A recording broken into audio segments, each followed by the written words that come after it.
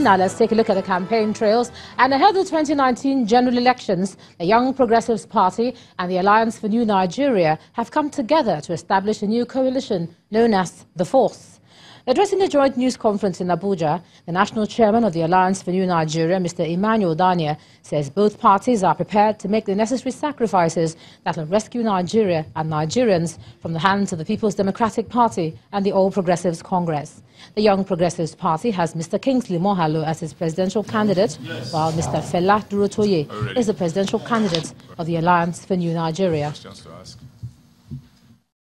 While we understand the enormity of the task ahead, considering that our failed leaders will not let go without a fight, our conviction is, however, anchored on the strength of the over 88 million Nigerians living below the poverty mark of $1.90 per day to decide the fate of our oppressors through their votes.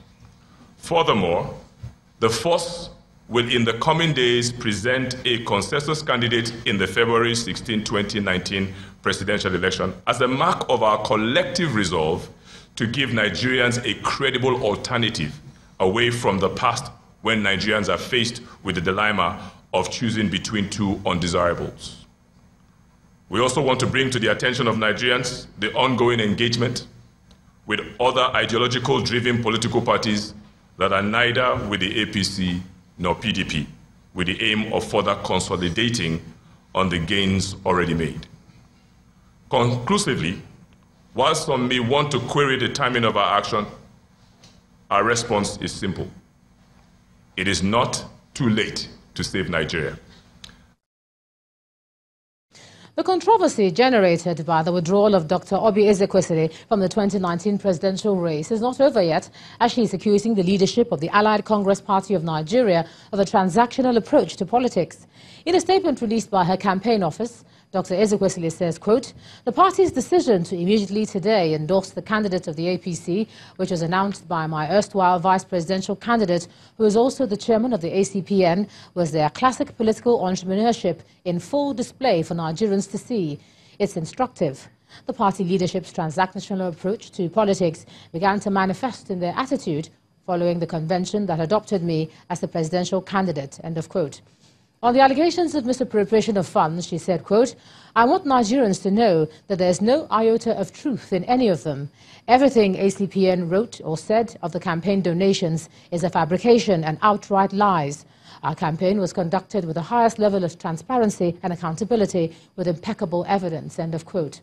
Dr. Ezekwesili, who is currently out of the country, says she'll address a press conference to discuss some of the issues when she returns, but assures that she is willing to ensure that the establishment of a formidable coalition fights the dominance of the APC and the PDP in Nigeria's politics. Meanwhile, the candidate of the Action Alliance in Imo State, Uche Nwosu, has promised to transform the economy of Imo State and consolidate on the rescue mission program of the present governor, Rochas Okorocha, if elected as governor. Mr. Nwosu disclosed this during the official campaign flag-off of the governorship candidates of the Action Alliance held at the Dan Anyam Stadium in Owerri, the Imo State capital.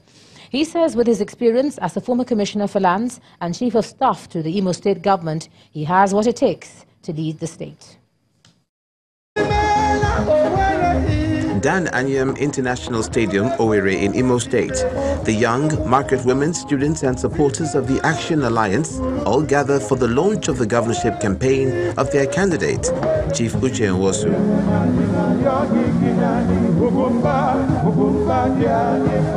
He arrives at the stadium with his wife and a convoy of party supporters, many of them dancing and singing.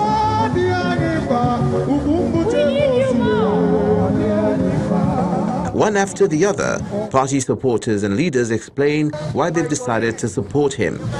Over 50 political parties here in Imo State that has collapsed into AA, not because of whom we are, but because of just one man.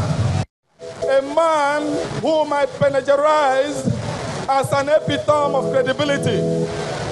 A ne plus ultra and a nullus secundum. Talking about an Imo star in the person of Ugumba, Uche Nwosu. he is presented with the party's flag and then promises to serve the people of the state.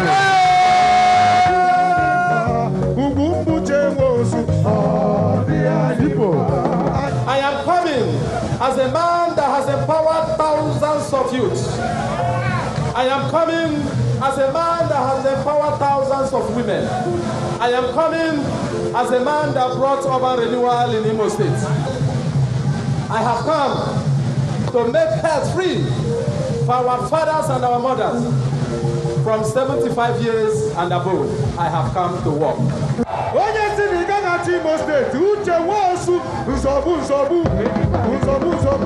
In Imo State, we, the Action Alliance and our supporters, we have chosen President Muhammad Buhari as our presidential candidate. A former chief of staff to the Imo State government, Chief Uche Nwosu, believes he is ready to serve the people of Imo State if voted into power as the next governor. And the governorship candidates of the All Progressives Grand Alliance in Abia State, Dr. Alex Oti, says he has signed the contract to serve the people of the state faithfully when he becomes governor. Dr. Oti was speaking to party supporters at his campaign rally in Umuahia South local government area of the state. He also promised not to mismanage the resources of the state.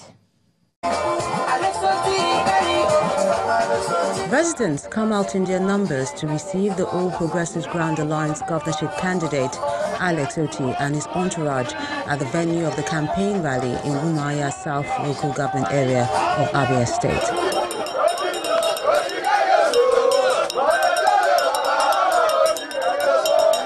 Dr. Oti recommits himself to serve the people diligently and properly utilize state resources if he gets the top job. But first, an appeal to the people to monitor their votes after choosing ABGA. I can see you all agile, strong men.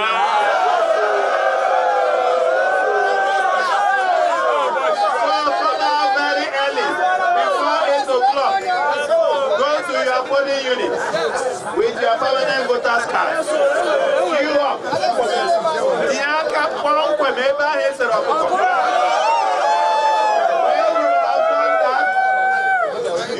At the polling unit. Don't go. Stay there until they finish counting. He appreciates the people of Umuahia South local government area for their support for his party. We are very happy with Umuahia South, and they have been of great support. We will not forget this. We say a big thank you to them.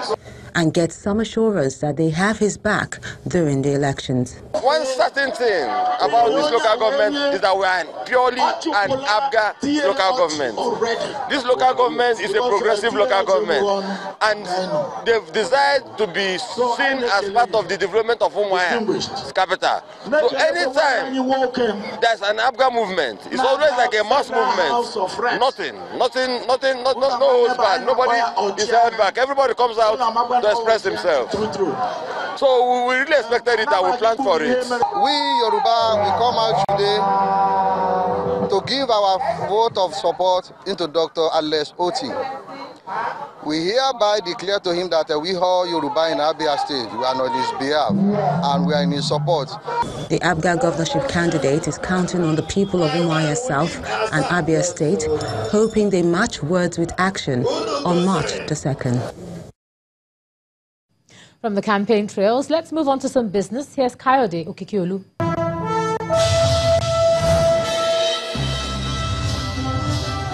Many thanks, Ijeoma. Well, let's talk business. The federal, state and local governments have shared 649.19 billion naira as revenue for the month of December 2018. The Accountant General of the Federation, Mr. Ahmed Idris, who made this known today on the outcome of the Federal Account Allocation Committee meeting in Abuja, says the figure is lower by 163.57 billion naira compared to 812.76 billion naira shared in November 2018. And this is due to the drop in Federation crude oil export sales. A breakdown of the disbursements shows that the federal government received 255.2 billion naira.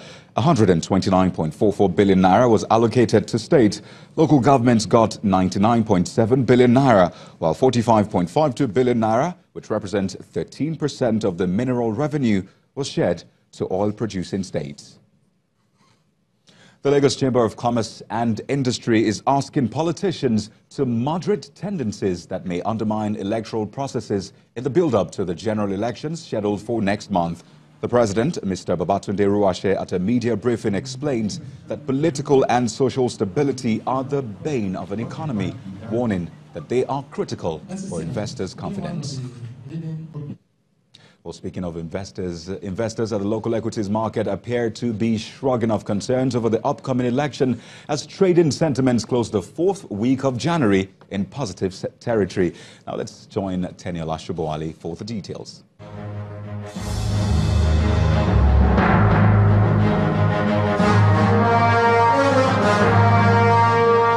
Hello and welcome to the Stock Market Report.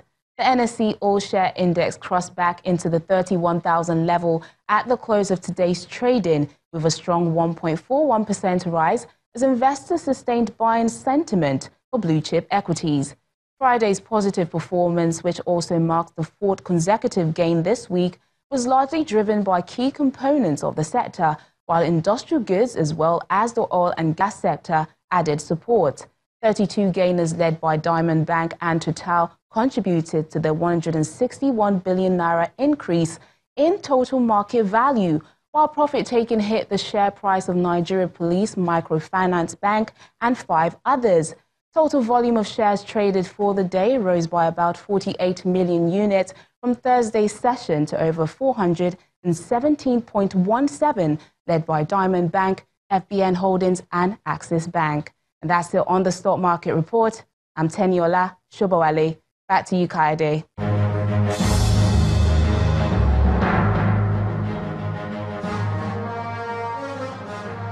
Thank you, Teniola. Well, outside Nigeria, U.S. stock markets closed Friday's session over an hour ago in the green. This is on reports that President Donald Trump has reached a resolution deal with Congress to reopen the U.S. government. Well, let's find out how other major markets ended today's trading.